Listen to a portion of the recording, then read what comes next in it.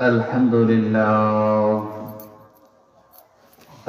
لله الذي جعل الشمس والقمر بحسبان والنجم والشجر يسجدان وفضل زمانا على زمان وإنسانا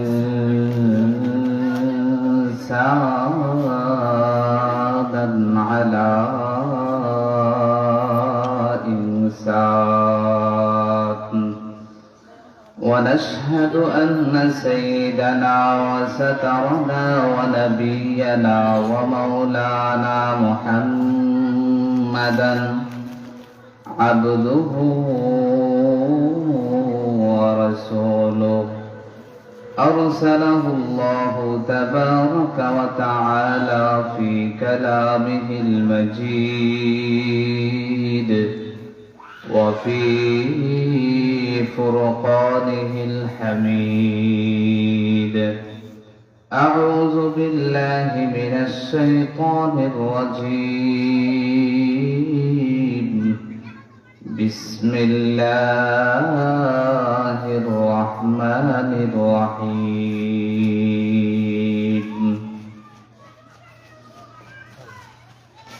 ألا إن أولياء الله لا خوف عليهم ولا هم يحزنون.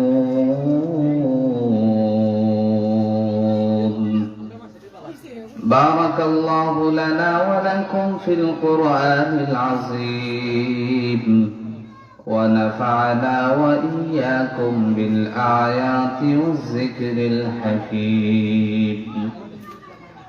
عن أبي هريرة رضي الله تعالى عنه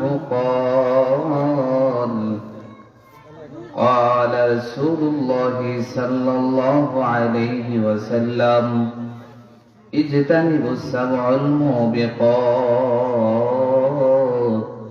قالوا وما هن يا رسول الله؟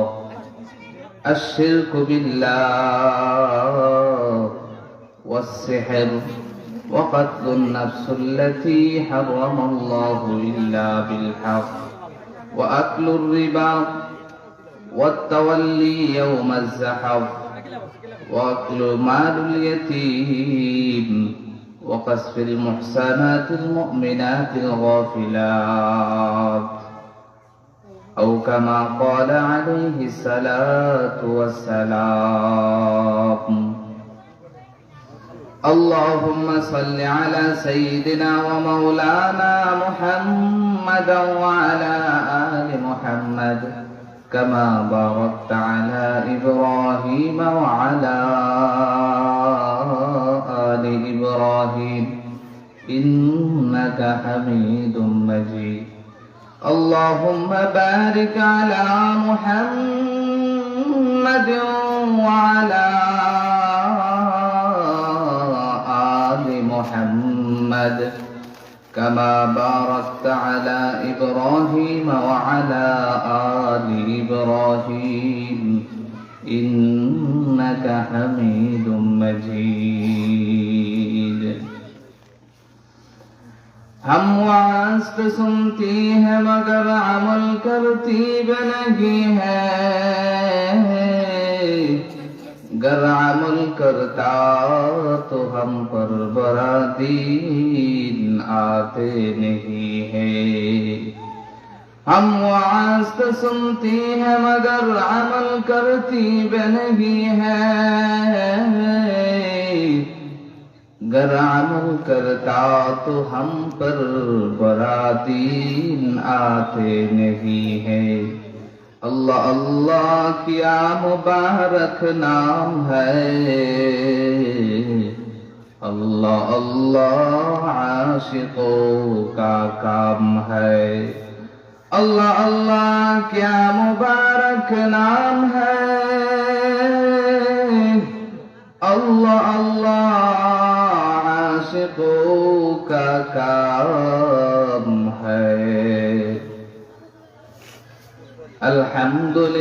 قدر خيرا وخبالا والشكر لمن صور حسنا وجمالا الحمد لمن قدر خيرا وخبالا والشكر لمن صور حسنا وجمالا فرد صمد عن صفة الخلق بريء فرد صمد عن صفة الخلق بريء ربنا زاهي خلق الخلق كمالا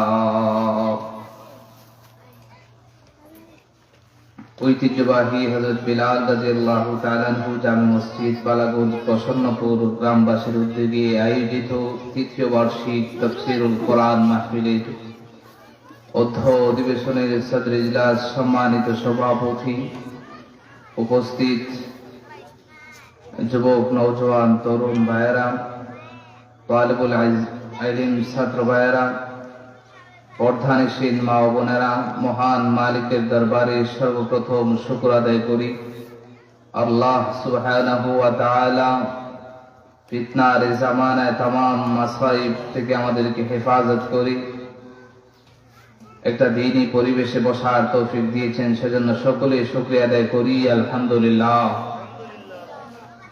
মুআজ্জাজ হাজিরিন কেরাম, প্রসন্নপুর এলাকা, এটা আমাদের এলাকা। আজকে যারা আয়োজন করেছেন আমরা সকলে শুকরিয়া আদায় করি। রাসূল হাদিসে বলেন মান লাম ইয়াশকুরিন নাস লাম ইয়াশকুরিল্লাহ। আজকের এই আয়োজনে যারা সহযোগিতা করেছেন, বিশেষ করে সভাপতি সাহেব, উপস্থিত এলাকার মুআজ্জাজ সম্মানিত মুরব্বিয়ান, কমিটির সদস্যবৃন্দ এবং আমার সম্মানিত চাচারা এবং ভাইয়েরা, সবাইকে আমি অভিনন্দন জানাচ্ছি, শুকরিয়া ও কৃতজ্ঞতা জ্ঞাপন করছি। ইতিমধ্যে একটু পূর্বেই আমরা আলোচনা শুনেছিলাম আমাদের কাশীপুর গ্রামের সম্মানিত ইমাম সাহেবের কাছ থেকে।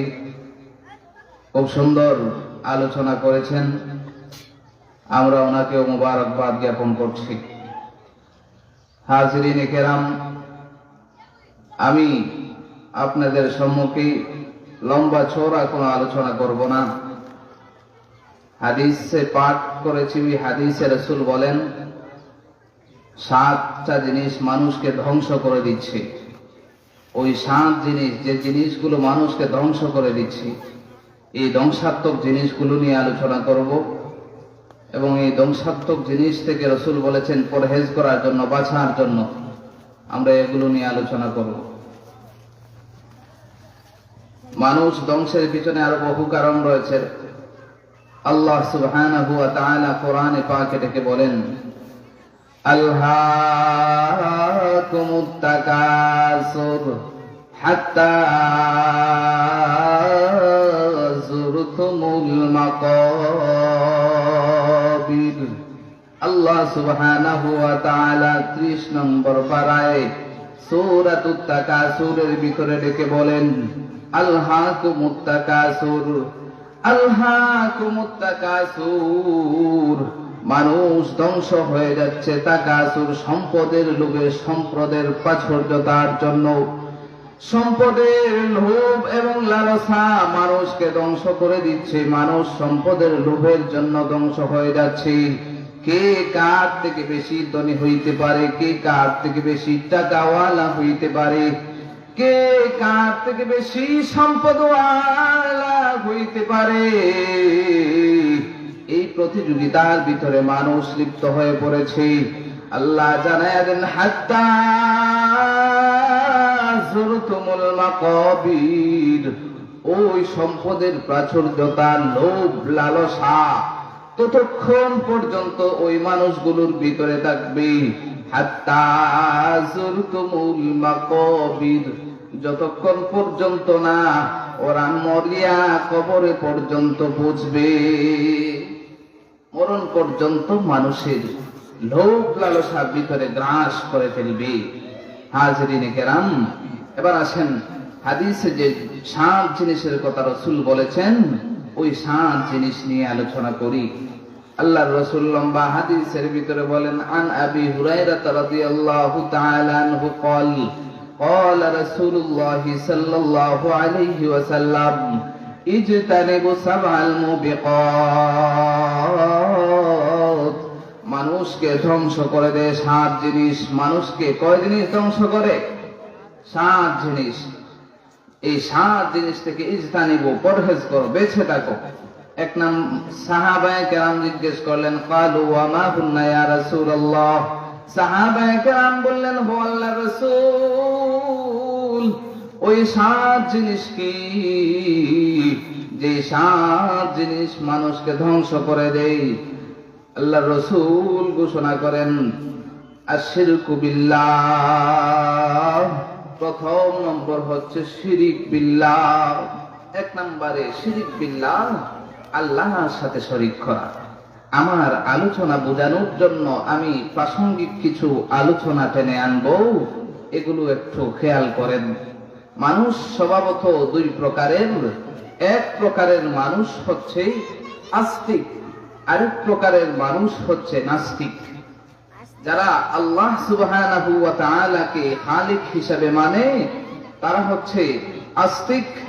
আর আরেক প্রকার যারা বলে এই আসমান জমিন সব কিছু এমনি এমনি হয়ে গেছে, স্বভাবগতভাবেই আমরা মায়ের পেটে এমনি এমনি চলে এসেছি, মায়ের পেট থেকে দুনিয়াতে এমনি এমনি চলে এসেছি, দুনিয়াতে এমনি এমনি থাকবো, আবার দুনিয়া থেকে বিদায় নিব, সব ভেঙে তছনছ হয়ে গেছে, আর কিয়ামত কায়েম হবে না। হাজরিনে কেরাম, এরা হচ্ছে নাস্তিক। এরা আল্লাহকে মানে না, রাসূলকেও মানে না, কিছুই মানে না। এরা হচ্ছে নাস্তিক। আর আরেক প্রকার হচ্ছে আস্তিক। এরা হচ্ছে আল্লাহকে মানে। এরা আবার কয়েক শ্রেণীর। এরা এক প্রকারের হচ্ছে যারা আল্লাহকে মানে, রাসূলকে মানে, কোরআন মানে, তাওহীদ পন্থী। আর আরেক প্রকারের হচ্ছে যারা আল্লাহকে মানে ঠিক খালিক হিসেবে, আল্লাহর সাথে শরীক করে, অংশীদারিত্ব করে, তাদেরকে বলা হয় মুশরিক।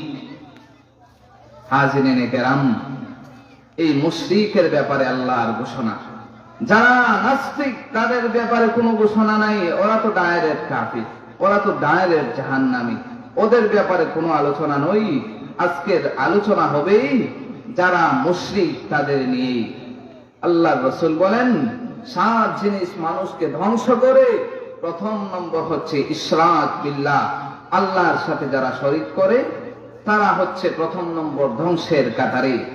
আমরা স্বভাবত বুঝি শরীক করা মানে কি, হিন্দু বৌদ্ধ শুধু ওরাই শরীক করে, আর কেউ মনে হয় শরীক করে না। না না, এটা বাবা ভুল। শরীক আরো কয়েক ধরনের হয়। শিরিক 2 প্রকার।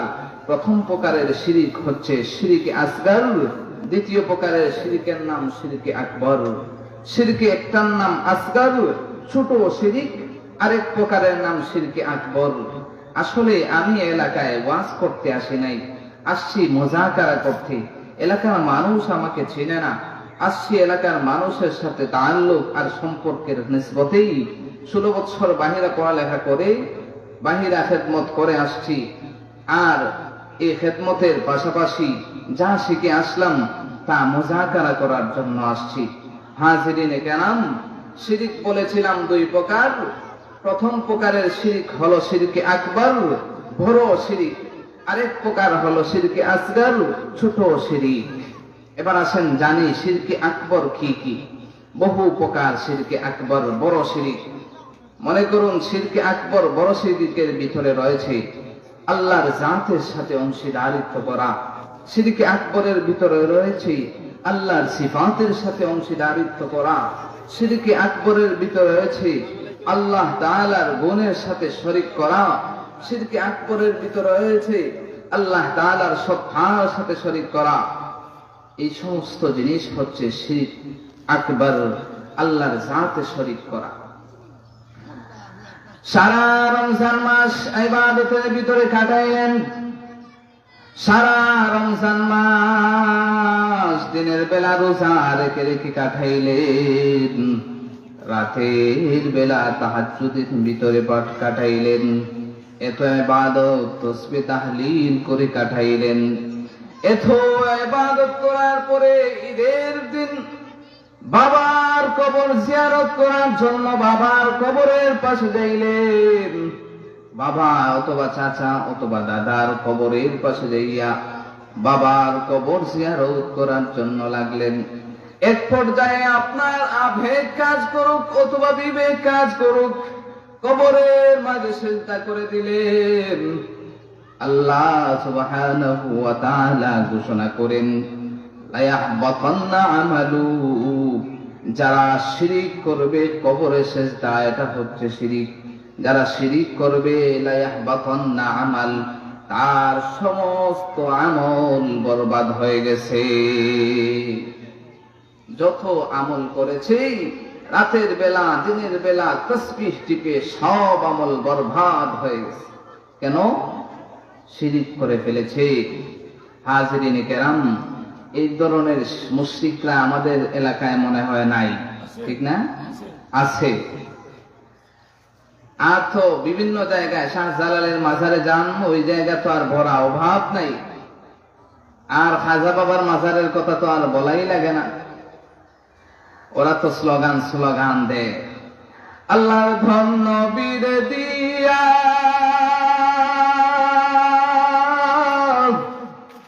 আল্লাহর ধন নবীর দিয়া, আল্লাহ গেলেন গাইব হইয়া, নবীর ধন খাজা পাইয়া, খাজা সে আজমিরি, খাজা সে আজমিরি, কেউ ফিরে না খালি হাতে, বাবা খাজা তোমার দরবারে। এই ধরনের কথাবার্তা বলে। কেন সুর দিয়ে বললাম? যে আমরাও এসব পারি, বগলামি করতাম, কিন্তু করি না। কোরআন হাদিসে নিষেধ আসছে। এই সমস্ত হচ্ছে শিরিক। হাজিরিনে কেরাম, এই শিরিক দুই প্রকার বলেছিলাম। প্রথম প্রকারের শিরিক হচ্ছে আকবার শিরিক, দুই নম্বর প্রকারের শিরিকের নাম হচ্ছে আসগর শিরিক, শিরিকে সগীর, ছোট শিরিক। এবার ছোট শিরিক কি হইতে পারে ভালো করে খেয়াল করবেন। এই ছোট শিরিকটা সবার মাঝে পাওয়া যায়, আমার মাঝেও পাওয়া যায়, আপনাদের মাঝেও পাওয়া যায়, সবার মাঝে পাওয়া যায়। নবী বলেন, ইন্না আখওয়াফা বাদি আশ-শিরকি আসগর, আমার উম্মতের ব্যাপারে আমি বড় ভয় করি। আমি যাওয়ার পরে, আমি নবী চলে যাওয়ার পরে উম্মতকে নিয়ে আমি যে জিনিসটা ভয় করি সেটা হচ্ছে শিরকে আসগর, ছোট শিরিক নিয়ে আমি আমার উম্মতের ব্যাপারে ভয় করি। কি সেটা? শিরকুল গাবি, অদৃশ্য শিরিক। কি? রাসূল বলেন আর রিয়া, রিয়া মানুষ দেখানো আমল, শিরকে গাবি, এটা হচ্ছে শিরকে আসগর, ছোট শিরিক। মেম্বারের ভিতরে দাঁড়াইছে, এমপি হওয়ার জন্য দাঁড়াইছে, বুথের জন্য দাঁড়াইছে। এবার দেখবেন মাথায় টুপি লাগায়, সারা বছর যায়, সারা জীবন যায়, কোনোদিন টুপি লাগায় না। আর ভোট পাওয়ার জন্য টুপি লাগায় মানুষের ধারে ধারে যায়, আর বলে আমল করে, ইবাদত করে, নামাজ পড়ে, মানুষ দেখানোর জন্য, মানুষ দেখানোর জন্য আমল করে, মানুষ দেখানোর জন্য। এই ধরনের আমলকে কি বলে? শিরকে আসগর, রিয়াযুক্ত আমল, শিরকে আসগর, ছোট শিরিক। হাজিরিনে কেরাম, শিরিক বড় মারাত্মক গুনাহ।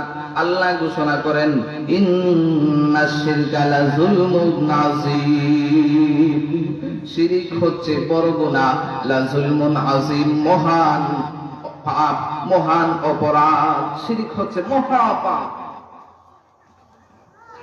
মানুষ কথার ভিতরে শিরিক করে ফেলে, হাঁটার ভিতরে শিরিক করে ফেলে, কিন্তু বুঝতেই পারে না। অনেক লম্বা আলোচনা, ওই দিকে যাওয়ার সময় নাই, ছোট্ট করে বলি। একবার আমার নানার বাড়ি এলাকায় আমি আছি অবস্থানরত, ওই এলাকাটা হচ্ছে গহরপুরের একদম পার্শ্ব সাইড। ওই এলাকার ভিতরে যখন জোরু হাওয়া আসে তখন খুব জোর করে লাগে। তাদের ঘর ছিল ছনের, ওই ঘর উড়ে নেওয়ার উপক্রম হইয়া গেছে। এমন সময় একজন মানুষ ঘরকে আটকায়া ধরছে, অর্থাৎ ঘরের উপরের বাঁশকে আটকায়া ধরেছে। ওই আটকায়া ধরার পরে যখন জোরো হাওয়া চলে গেছে তখন রক্ষা পেয়েছেন। ও একজন মুরব্বী বলে ফেলেছিল, ও সাথে সাথে একজন মুরব্বী বলেছে, এটা স্বাভাবিক অবস্থায় আমরাও বলে ফেলি। ওই মুরব্বী বলে ফেললেন যে এই আজ যদি অমুক না থাকতো তাহলে ঘরটা উড়াইয়া নিত। এটাও শিরক। অমুক না থাকলে ঘরটা উড়াইয়া নিত। আর যদি বাবা ঘরে না থাকতো, আর যদি হুজুর পানি করা না দিত তাহলে হয়তো মারা যাইত। আর যদি হুজুর তাবিজ না দিত তাহলে অমুক মারা যাইত। এই সমস্ত সব শিরক। আল্লাহ তাআলা শিরকের গুনাহ থেকে বাঁচার তৌফিক দান করুন। হাজিরিনে কেরাম, শুনুন, আল্লাহ নবীকে আল্লাহ ঘোষণা করেন, ও নবী, ওয়ালাকাদ উহিয়া ইলাইক, আপনার প্রতি আমি ওহী নাযিল করেছি, ওয়াইলাল্লাযীনা মিন ক্বাবলিক, আপনার পূর্ববর্তীদের প্রতি আমি ওহী নাযিল করেছি, লাইন আশরাকতা বিল্লাহ, যদি আপনি যদি আপনি শরীক করেন আল্লাহর সাথে কাউকে, লা ইয়াহবাতান্না আমালুক, আপনি নবীর আমলও শেষ, বরবাদ হয়ে যাবে। নবীকে আল্লাহ ধমক দিচ্ছেন। শিরক গুনাহ মারাত্মক অপরাধ। হাজিরিনে কেরাম, আল্লাহ অন্যান্য বিভিন্ন আয়াতে ঘোষণা করেছেন। আল্লাহ ঘোষণা করেন, ইন্নাল্লাযীনা কাফারু ওয়া মাতু ওয়া হুম কুফার, নিশ্চয়ই যারা কাফের, ওয়া মাতু ওয়া হুম কুফার, আর কাফের অবস্থায় যদি মৃত্যুবরণ করে, উলাইকা আলাইহিম লানাতুল্লাহি ওয়াল মালাইকাতি ওয়ান নাসি আজমাইন। আল্লাহ সুবহানাহু ওয়া তাআলা ঘোষণা করেন, যারা কাফের কুফরি অবস্থায় থাকে আর কুফরি অবস্থায় মৃত্যুবরণ করে, আল্লাহ বলেন তাদের জন্য আল্লাহ এবং ফেরেশতা এবং মানব জাতির লানত, সবার লানত তাদের জন্য। আল্লাহ সুবহানাহু ওয়া তাআলা শিরকের গুনাহ থেকে আমাদেরকে পরহেজ করার তৌফিক দান করুন। সকলে বলে আমিন। হাজিরিনে কেরাম, বলেছিলাম 7 জিনিস মানুষকে ধ্বংস করে দেয়। 1 নাম্বার শিরকের গুনাহ, 2 নাম্বার রাসূল বলেন ওয়াস-সিহর, জাদু। ভালো করে খেয়াল করবেন, এই জাদুর মধ্যে পুরা দেশ, পুরা গোটা পৃথিবী ধ্বংস হয়ে যাচ্ছে। সিহর মারাত্মক জিনিস। আর যদি এটা ব্ল্যাক ম্যাজিক হয়, ব্ল্যাক ম্যাজিক তো মারাত্মক একটা জিনিস, যা মানুষের মন মস্তিষ্ক থেকে নিয়ে পুরা পরিবার গোটা ধ্বংস করে দেয়, পুরা পরিবার ধ্বংস করে দেয়। ব্ল্যাক ম্যাজিক, কালো জাদু।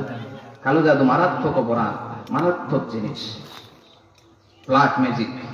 হাজিরিনে কেরাম, কেমনে বুঝবেন আপনার ব্ল্যাক ম্যাজিক হয়েছে? রাতের বেলা স্বপ্ন দেখবেন যে বিশাল বড় একটা সাপ আপনার দিকে ধেয়ে আসছে, আপনাকে খেয়ে ফেলবে। এইভাবে স্বপ্ন দেখবেন, এটা হচ্ছে ব্ল্যাক ম্যাজিকের আলামত। আর কি? সিহর, জাদুর আলামত। আর কি? আর আপনার কিছুই মনে থাকবে না, আর কিছুই মনে থাকে না, ওইটা হচ্ছে ব্ল্যাক ম্যাজিকের আলামত। আর কি? আর হচ্ছে ব্ল্যাক ম্যাজিক বা জাদুর আলামত হচ্ছে আপনাকে কেউ সিহর করেছে, আপনাকে কেউ জাদু করেছে। বুঝবেন কেমন করে? যখন আপনার কিছুই মনে থাকবে না, যখন আপনার মন মস্তিষ্ক উদাসীন হয়ে যাবে, আপনার মাথায় প্রকট ব্যথা করবে, এই সমস্ত হচ্ছে জাদুর আলামত। নবী আলাইহিস সালামকেও জাদু ধরেছে, জাদু করা হয়েছে, যার কারণে নবী খাইলে বলতে পারতেন না খেয়েছেন। নবী যখন পেরেশানির ভিতরে সবসময় থাকতেন, নবী নামাজ পড়লে ভুলে যাইতেন যে আমি নামাজ পড়েছি। সিহর মারাত্মক জিনিস, নবীকেও ছাড়েন। এই কালো জাদু এটা শুরু হয়েছে সুলাইমানের জামানায়। আল্লাহ ঘোষণা করেন, ওমা কাফারা সুলাইমান কুফরি করে নাই। ওই সময়ে ওই যুগকে বলা হয় কারণ শায়াতিন, শয়তানের যুগ। ওই যুগকে বলা হয় শয়তানের যুগ, কারণ জাহিলিয়াতের যুগ। নবীর আগের জামানাকে জাহিলিয়াতের মূর্খতার যুগ বলা হয়। ওই সময় জাদুর প্রথা বেশি ছিল। আল্লাহ সুবহানাহু ওয়া তাআলা বাবেল শহরের ভিতরে হারুত এবং মারুত নামক 2 জন ফেরেশতা পাঠাইলেন। ও হারুত ও মারুত, তোমাদেরকে পাঠাইলাম, যাও বাবেল শহরের ভিতরে যাইবা, মানুষকে জাদু শিক্ষা দিবা। জাদু শিক্ষা দেওয়ার সাথে সাথে একটা জিনিস তাদেরকে ওয়াদা করাইবা, তাদেরকে বলবা এটা তোমাদের জন্য পরীক্ষার জন্য পাঠাইলাম, এটা তোমাদের জন্য একটা পরীক্ষা। তোমরা জাদু শিক্ষা করো, তবে এর দ্বারা তোমরা মানুষের ক্ষতি করবে না। বিইজনিল্লাহ, আল্লাহর অনুমতি ছাড়া কোনো কেউ ক্ষতিও করতে পারবে না। আল্লাহ সুবহানাহু ওয়া তাআলা পরীক্ষার জন্য পাঠাইছিলেন, আর তারা এসে মানুষের কাছে বলতে শুরু করলেন। ফেরেশতারা এসে মানুষকে পরীক্ষার জন্য জাদু শিক্ষা দিলেন, আর বললেন তোমরা মা বাবা থেকে, আর তোমরা স্বামী স্ত্রী থেকে, স্ত্রী স্বামী থেকে পৃথক করার জন্য জাদুবিদ্যা করিও না। তবুও তারা পরীক্ষায় তারা হেরে গেছে। হাজরিনে কেরাম, শুধুমাত্র কি ওই জামানায় জাদুবিদ্যা না এখনো আছে? প্রত্যেকটা গ্রামে দেখবেন অমুক জায়গায় একজনকে জিন্নাত ধরেছে, অমুক জায়গায় একজনকে এই ধরেছে, সেই ধরেছে। আজকে বলে যাই, আজকের পরে আপনার ঘরে যদি জিন্নাতের আসর থাকে, আপনার ঘরে যদি কোনো ধরনের দুষ্ট জিন্নাতের আসর থাকে, আপনার ঘরে যদি কোনো ধরনের খাবার শয়তানের আসর থাকে, কি করবেন? আল্লাহ কোরআনের বিধান সূরাতুল বাকারা প্রতিদিন একবার ঘরে পাঠ করবেন, কোনো জিন্নাত আর এই ঘরে আক্রমণ করতে পারবে না। আর আরেকটা আমল হচ্ছে, প্রতি ফরজ নামাজের পরে একবার সূরাতুল ইখলাস, একবার সূরাতুল নাস, একবার সূরাতুল ফালাক, এই 3 সূরা প্রতি ফরজ নামাজের পরে পড়বেন। পরে সমস্ত শরীরে ফু দিবেন, সমস্ত শরীর হেসার করবেন। বিশেষ করে মাগরিবের নামাজ এবং ফজরের নামাজ, এই 2 নামাজের পরে 3 বার করে প্রত্যেকটি সূরা মোট 9 বার করবেন। দেখবেন কোন ধরনের জিন্নাত আপনাকে আসর করতে পারবে না। আরেকটা কথা বলে যাই, এই পড়া সেই পড়া, তাবিজ বাটি পড়া, এই সমস্ত থেকে পরহেজ করবেন। এই সমস্ত জিনিস ইখতিলাফ রয়েছে, এই সমস্ত জিনিস হারামের পর্যায়ে। আমল করবেন কোরআনের আমল, মানুষের কোরআনের শিক্ষা দিন, কোরআনের বিধান জানায় দিন। আল্লাহ তাআলা বুঝার তৌফিক দান করুন। রাসূল আলাইহিস সালাম হাদিসে বলেন, মান আতা আররাফান ফাসালাহু আন শাইইন, মান আতা আররাফান ফাসালাহু আন শাইইন লাম তুকবাল মিনহু সালাতুন 40 লাইলা।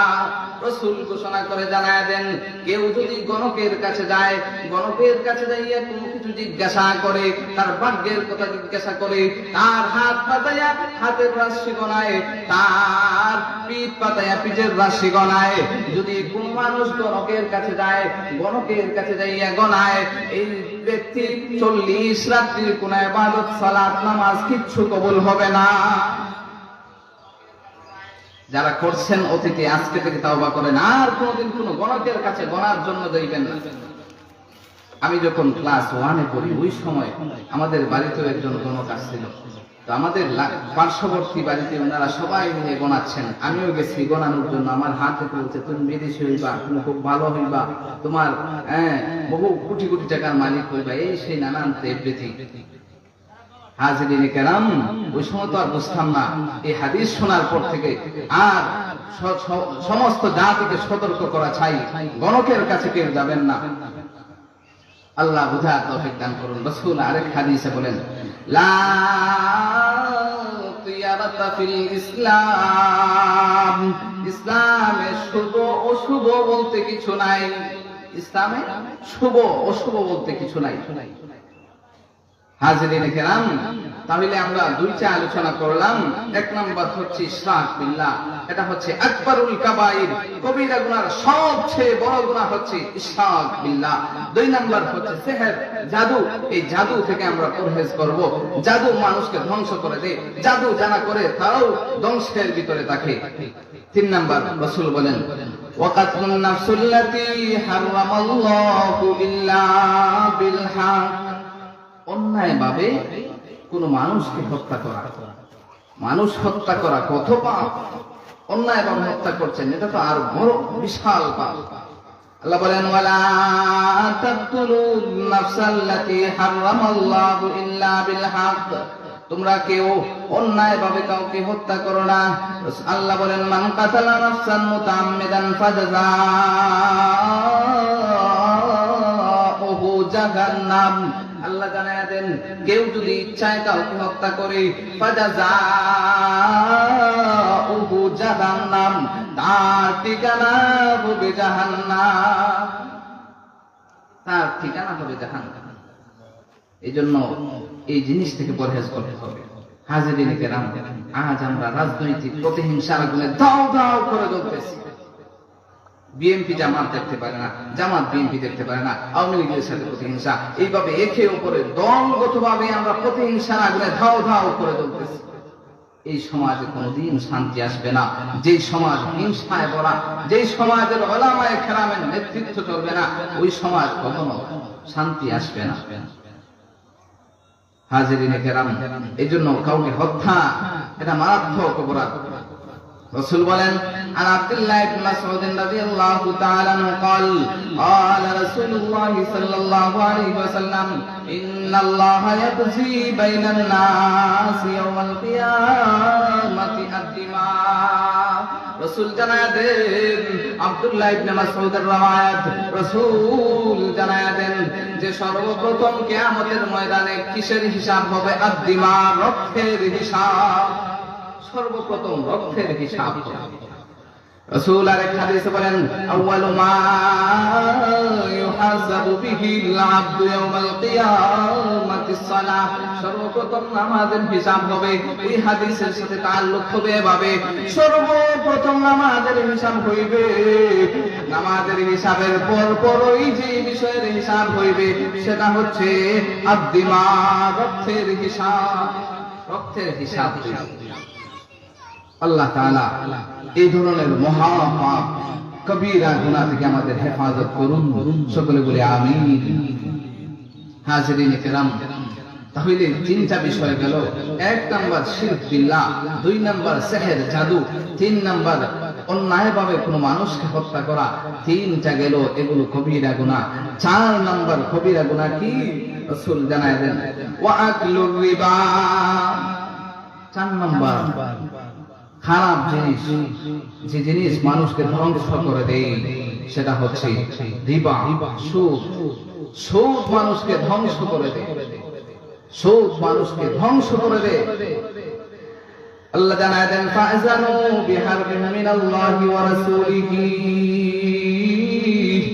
যারা সুদ ভক্ষণ করে তারা কেমন যেন আল্লাহর এবং তার রাসূলের সাথে যুদ্ধের ঘোষণা দিয়েছে। যারা সুদ খায় আর যারা সুদ গ্রহণ করে, সুদ দেয় এবং সুদ খায়, 2 শ্রেণীর মানুষ। 3 নাম্বার যারা সুদের কথা লেখে লিপিবদ্ধ করে। 4 নাম্বার শ্রেণী যারা সুদের সাক্ষী রাখে। এই 4 শ্রেণী মানুষ জাহান্নামী, একই পাপের পাপী। যারা সুদ দেয়, সুদ খায় আর যারা সুদের কথা লেখে সাক্ষী থাকে, 4 শ্রেণীর মানুষ জাহান্নামী। বর্তমানে আমরা সুদকে সুদ না বলে সুন্দর একটা শব্দ, লোন চুক্তি। আপনি সাইকেল কিনবেন, লোনের মাধ্যমে কিনবেন, কি ফায়দা হবে?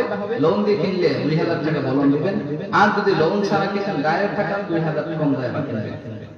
আবার আপনাকে যুক্তি জানবে, বিভিন্ন যুক্তি দিয়ে বলবে যে আপনি একটু লেট করছেন হিসেবে ইন্টারেস্ট নিচ্ছে। এটা ইন্টারেস্ট, এটা সুদ না।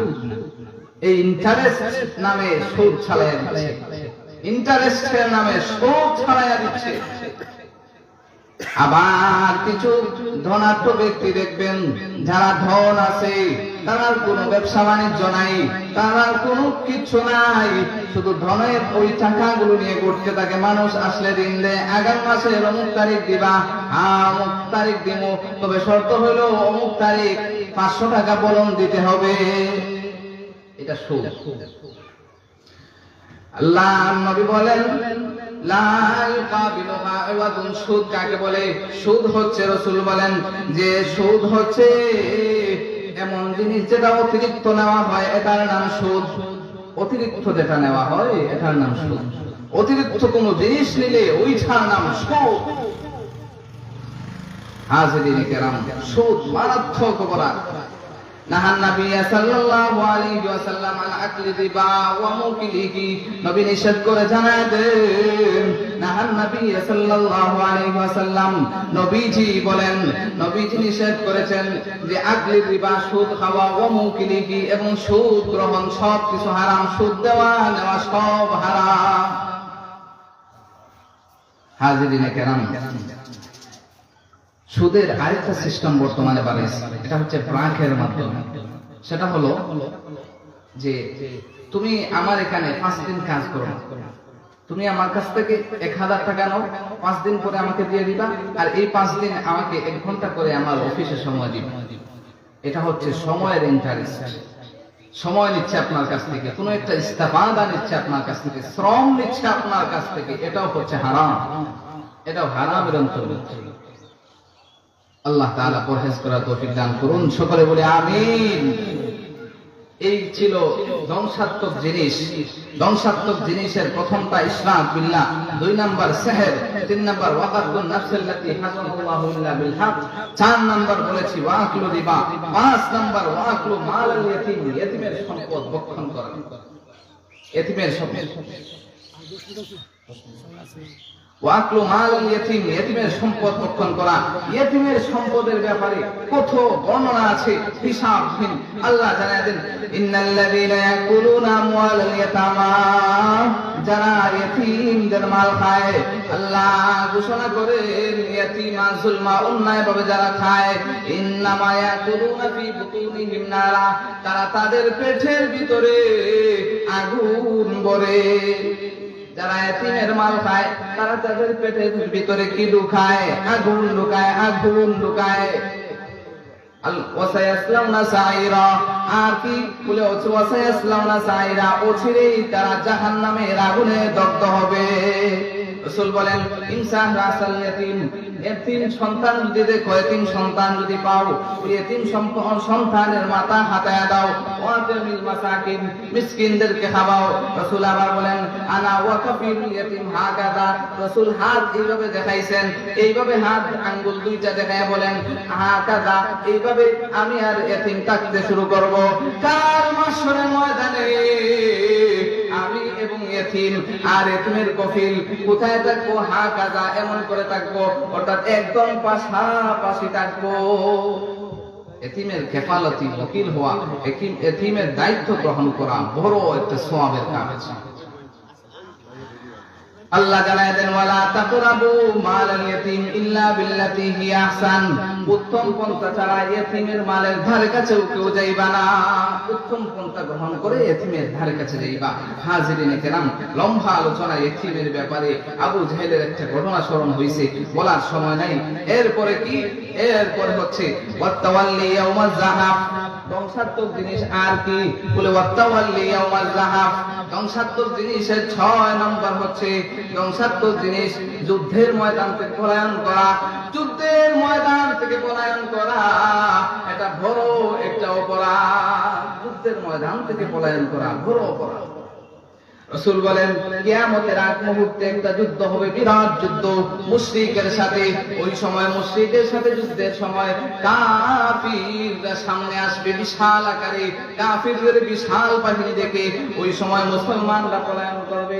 রাসূল বলেন, ওই সময় যারা যুদ্ধের ময়দান থেকে কাফিরের বিশাল বাহিনী দেখে পলায়ন করবে, ওই মানুষগুলো আর কোনদিন তাদের তাওবা কবুল করা হবে না। যুদ্ধ থেকে পলায়ন মারাত্মক জিনিস। রাসূল আরেক হাদিসে বলেন, যেই মানুষ মৃত্যুবরণ করেছে অথচ যুদ্ধে যায় নাই, অথবা তার দিলের ভিতরে যুদ্ধের কোনো তামান্নাও নাই, আশা নাই, আকাঙ্ক্ষাও নাই, এমন অবস্থায় মরল, রাসূল বলেন শুবাতুন মিনান নিফাক, ওই মানুষটা মুনাফিকের আলামত লইয়া কবরে গেছে। সকলে বলি নাউজুবিল্লাহ। মুনাফিক হয়ে মরতে চান? আল্লাহ তাআলা আমাদের সকলকে যখন যুদ্ধের ডাক আসবে, যখন কুফরি শক্তির বিরুদ্ধে জিহাদের ডাক আসবে, আমরা মুগ্ধদের মতো আমরা জান কুরবান করার জন্য প্রস্তুত থাকবো ইনশাআল্লাহ। সকলে বলেন ইনশাআল্লাহ। হাজিরিনে কেরাম, ওয়াতাওয়াল্লি ইয়াউমাল যাহাব সম্পর্কে লম্বা আলোচনা। যুদ্ধ থেকে পলায়ন একটা আয়াত প্রথমে নাযিল হয়েছে, ওইটা বিধান বাতিল হয়ে গেছে, ওই দিকে আর যাচ্ছি না।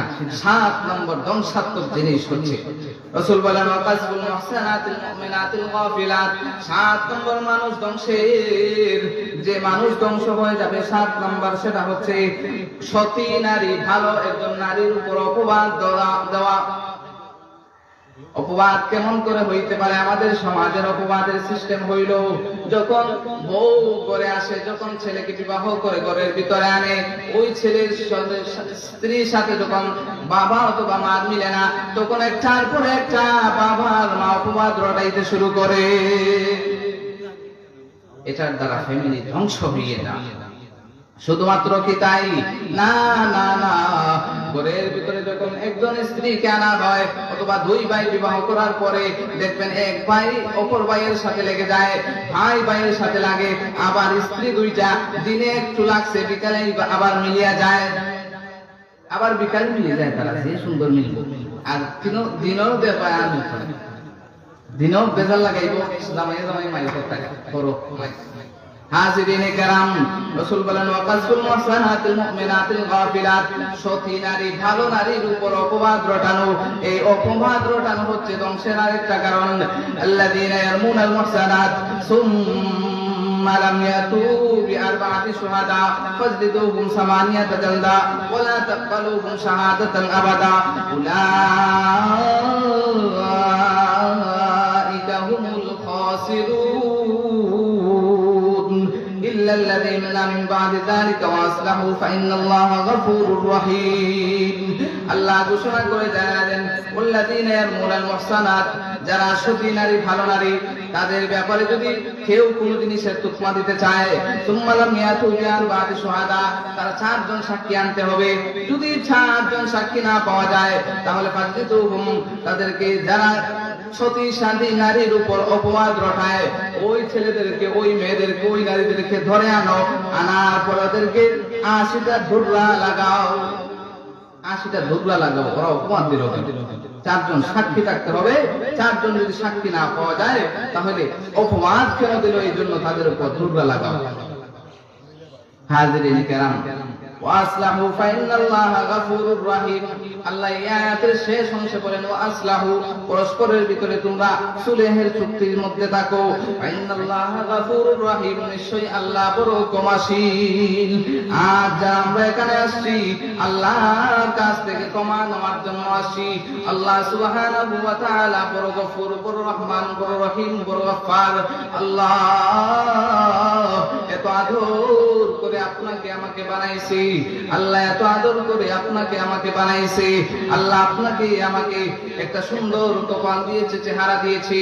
আল্লাহ আসমান বানাইছে কোন বইলা, জমিন বানাইছে কোন বইলা, পাহাড় পর্বত বানাইছে কোন ফায়াকুন বইলা, আসমান জমিন সব কিছু বানাইছে কোন ফায়াকুন বইলা। আপনাকে আমাকে আল্লাহ কুন ফায়াকুন বইলা বানায় নাই, বরং তো খালাকতু বিয়াদিয়া, আল্লাহ নিজের হাতের দ্বারা বানাইছে। আল্লাহ নিজের হাতের দ্বারা বানাইয়া বান্দাকে চায় জাহান্নামে দিতে, না না না, আল্লাহ চায় বান্দারা তোমরা জান্নাতে যাও। ফাইন্নাহু গাফুরুর রহিম ওয়া কুল তাস্তাগফিরু রাব্বাকুম ইন্নাহু গাফুরুর রহিম। ও বান্দারা রে, গুনাহ করে ফেলেছো, হা হা, গুনাহ করতে পারো, গুনাহ তো তোমার স্বভাবের ভিতরে আমি ঢেলে দিয়েছি, গুনাহ তো মানব জাতির স্বভাবের ভিতরে আমি আল্লাহ ঢেলে দিয়েছি, হা হা, গুনাহ করতে পারো। ফাকুল তুস্তাগফিরু রাব্বাকুম, রবের কাছে ইস্তিগফারের আমল চালায়া দাও। ইস্তিগফারের কেমন আমল করবা? আবু হুরায়রা রাদিয়াল্লাহু তাআলা আনহু قال, আবু হুরায়রার riwayat, মিশকাত শরীফের হাদিস। আল্লাহর নবী জানায় দেন, আবু হুরায়রার riwayat, কেউ যদি দিনে অথবা রাতে যে কোনো এক সময় যদি কোনো ব্যক্তি 70 থেকে 100 বার ইস্তিগফার, শুধু আস্তাগফিরুল্লাহ শব্দ বলে, কি শুধু আস্তাগফিরুল্লাহ শব্দ, আর কিছু না, কেউ যদি দিনে অথবা রাতে শুধু আস্তাগফিরুল্লাহ শব্দ 70 থেকে 100 বার বলে, তাহলে প্রত্যেক খাতায়া ওয়াইন কানাত মিসদাবাদিল বাহরি, সমুদ্রের ফেনা পরিমাণ যদি গুনাহ হয়, সব আল্লাহ ক্ষমা করে দিবে। একটা আমল শিখে যাই, একটা আমল আমি নিজেও করি, এই জন্য বললাম এই আমলটা কমসে কম আমরা এখান থেকে শিখে যাব। একদম ছোট্ট আমল, আস্তাগফিরুল্লাহ আস্তাগফিরুল্লাহ আস্তাগফিরুল্লাহ 70 বার 100 বার কোন ব্যাপার না। এখান থেকে বাড়িতে যাইতে যাইতে 70 বার শেষ, এখান থেকে বাড়িতে যাইতে যাইতে 70 বার শেষ। হাজার গল্পের ভিতরে একটা মুহূর্ত, 2টা মিনিট সময় আল্লাহর জন্য বরাদ্দ করবেন, যত সগীরা গুনাহ আছে সব আল্লাহ মাফ করে দিবেন। হাজিরিনে কেরাম, আরেকটা আমলের কথা বলে যাই। আবু হুরায়রার রওয়ায়াত এবং হযরত জুনদুব রাদিয়াল্লাহু তাআলা আনহুর রওয়ায়াত, কেউ যদি কুল্লি সালাতিন মাকতুবা, ফরজ নামাজের প্রত্যেক ফরজ নামাজের পরে সালাসুন ওয়া সালাসুনা তাহমিদা ওয়া সালাসুন ওয়া সালাসুনা তাকবীরা ওয়া সালাসুন ওয়া সালাসুনা তাসবিহা, কেউ যদি ফরজ নামাজের পরে 33 বার সুবহানাল্লাহ, 33 বার আলহামদুলিল্লাহ, 33 বার আল্লাহু আকবার অথবা 34 বার আল্লাহু আকবার, যদি বলেন 33 বার আল্লাহু আকবার, তবে 33 বার আল্লাহু আকবারের সাথে আরেকটা কথা রাসূল বলেন, আবু হুরায়রার রওয়ায়াত, মুসলিম শরীফের হাদিস। আহলে হাদিস ভাইরা ওই হাদিসটা খুঁজে পায় না, ওরা শুধু সহিহ হাদিসের নামে মানুষকে ফিতনার ভিতরে ফেলে রাখে। ও মুসলমান বাবাজিরা রে, ওরা আমল থেকে মানুষকে বিদূরিত করতে চায়, আমল থেকে মানুষকে সরাইতে চায়, আমলের নামে মানুষকে ধোঁকা দিতে চায়। আবু হুরায়রার পরিষ্কার রওয়ায়াত, আল্লাহর রাসূল বলেন যে 33 বার সুবহানাল্লাহ, 33 বার আলহামদুলিল্লাহ, 33 বার আল্লাহু আকবার বলবে, আর একবার বলবে লা ইলাহা ইল্লাল্লাহ ওয়াহদাহু লা শারীকা লাহু লাহুল মুলকু ওয়া লাহুল হামদু ওয়া হুয়া আলা কুল্লি শাইইন কাদির। এই আমলটা কেউ যদি করে তাহলে কি হবে? রাসূল বলেন গুফিরাত খাতায়া ওয়া ইন কানাত মিসজাবাতিল বাহর। আগে বলেছিলাম গুফিরাত খাতায়া, এখন আল্লাহর রাসূল বলেন গুফিরাত খাতায়া ওয়া ইন কানাত মিসজাবাতিল বাহর। সমুদ্রের ফেনা পরিমাণ যদি সগীরা গুনাহ থাকে তাহলে সেই গুনাহগুলো আল্লাহ ক্ষমা করে দিবেন।